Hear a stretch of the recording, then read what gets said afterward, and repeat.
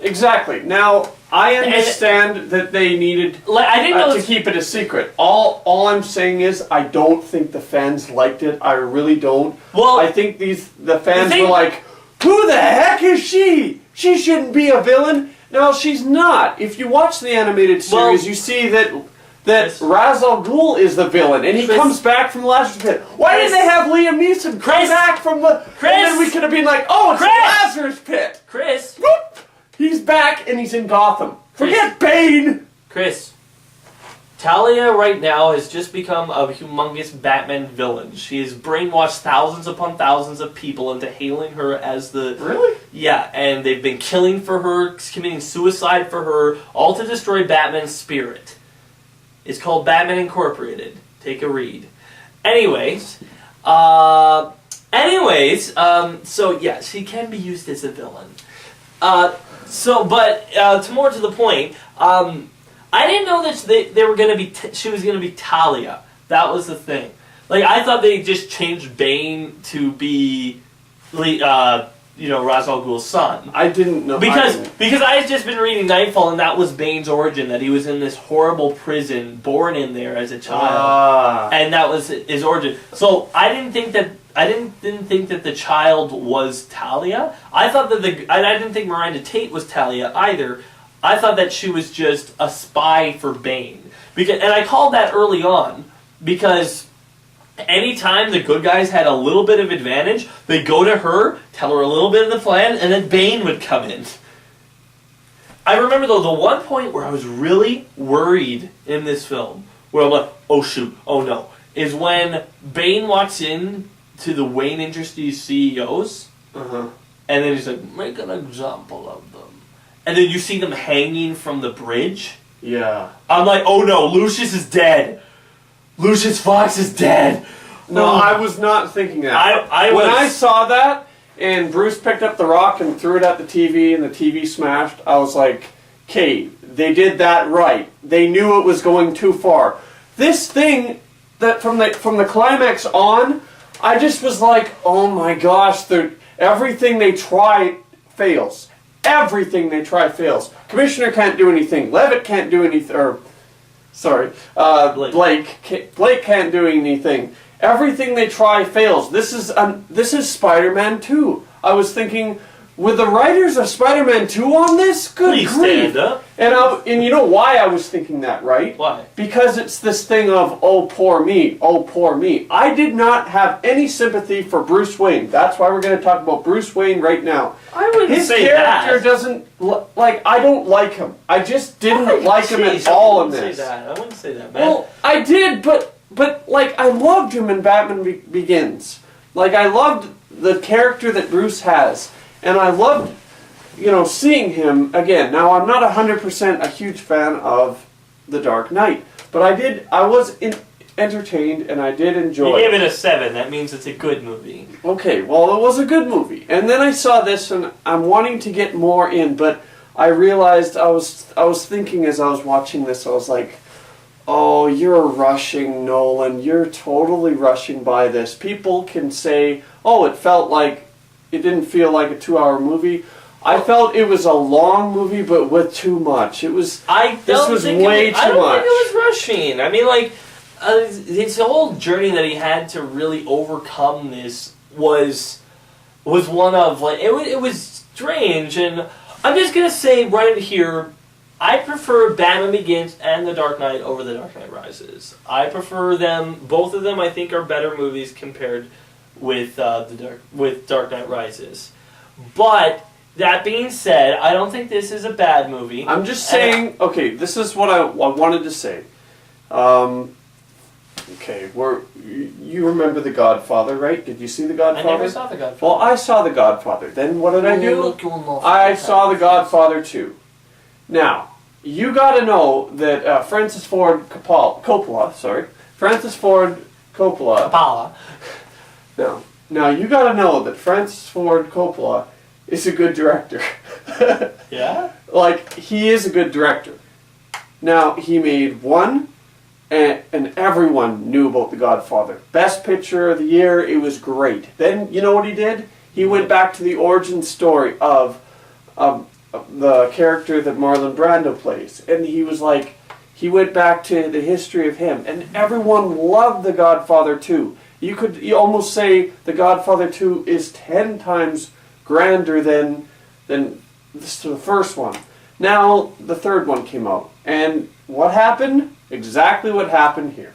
Now I just throwing that out there. Same director, even the great Francis Ford Coppola couldn't do it. I think Christopher Nolan sort of pulled it off, but I also think that... Okay, sorry, I don't mean to really... I think you got your point, but what did you think when Scarecrow turned out to be like the judge of everybody? Do you think that was awesome, or did you think that was too I thought stupid? It was funny. Yeah. I thought it was funny at first, and then the more I thought about it, I was like, I don't think this is really that funny. Like, the Scarecrow is actually killing people. What? And I was thinking... He's the judge! I was like, but this isn't right. And then, so it was kind of a weird experience for me. It was the same experience I found when Miranda Tate turned out to be Talia al Ghul. Yes, it was great when Batman found out, but I was just like, the knife in the back, it's not epic enough. It's not a villain per se. Yeah, it was a surprise, but I was just like... I think the thing that really I might be a little like disappointed with is... This is called The Dark Knight Rises. Yes. Okay, this is supposed to be, there can be bad stuff in it. This is supposed to be where Batman overcomes everything, Where it felt like here, he was just getting ahead by the skin of his teeth. I think so, too. I mean, I could tell early on that Miranda Tate was a villain. Why couldn't he? I could, like, not that I could beat up Bane, that guy's like, but, like, there was It should have felt like Batman was in control of it when he recovered, that he got control of everything. I understand, too. And it felt like, why didn't I see that coming, I also felt that his detective work was not so great. Well, he wasn't really doing detective work. Well, Batman's always doing detective work. I also felt that, like you were saying, there should have been more of a mystery revealed, and he should have been like, you were the daughter, because... you da-da-da-da-da-da, and you can't handle that. And she could have been like, stop it, because you couldn't live with your dad's legacy dying, could you? Stop it! I felt like that could have happened. Or something like that. Now, all I can say is, after you see that scene, does anyone here think that it was a great moment when we saw Bane picking up a gun, not even his bare hands, a gun, ready to shoot Batman, and then, Catwoman comes in, she's driving the bike.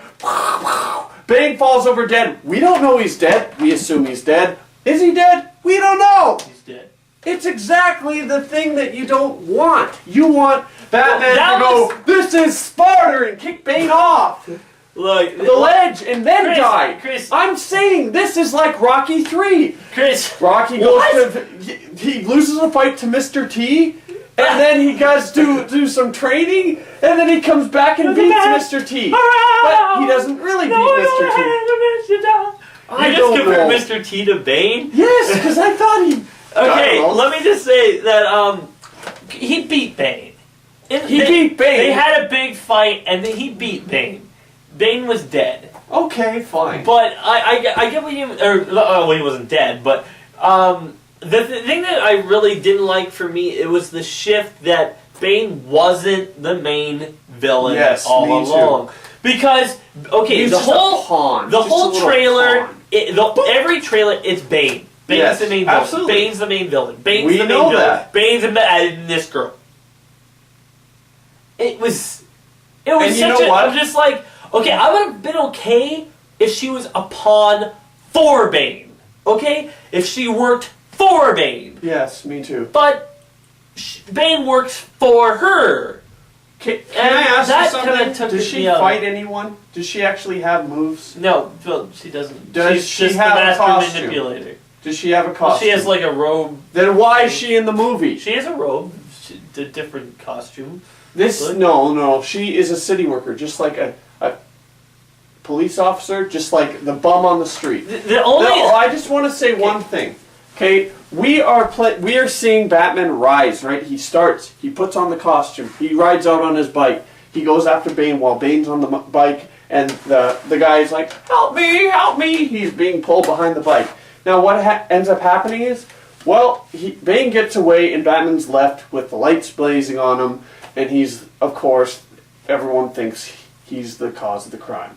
Now that's been done before. Well, no, they just want to get him. Yeah, exactly. They just want to get him. Now that's been done before so much, and maybe that is a part of Batman, but what I would like to see is him actually choosing to do this.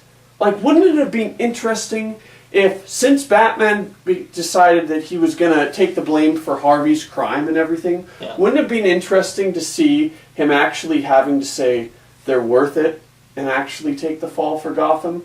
Instead of just being like, oh, I guess I'll get back in the suit because I should. What was the biggest problem for saying the 8 years later, and why did Batman quit? Some people don't think that Batman should have quit. Did he ever quit in the comics? Why? When I saw Batman with the cane, I was like, this is Batman Beyond. And then when I saw, where is he? Oh yeah, Robin. Oh, why don't you use your real name? Robin. When I saw Jason Gordon-Levitt, I was like, it really is Batman Beyond. I can't believe this.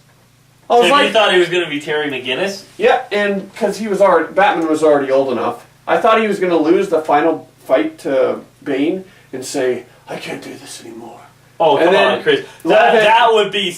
People would be so pissed at that, okay? Actually, I didn't know what... But, you know, I always found it funny. Yes, the guy who plays Jason Gordon-Levitt it turns out to be possibly, maybe, Robin. Why? Oh, why would they do that? They set themselves up for disaster.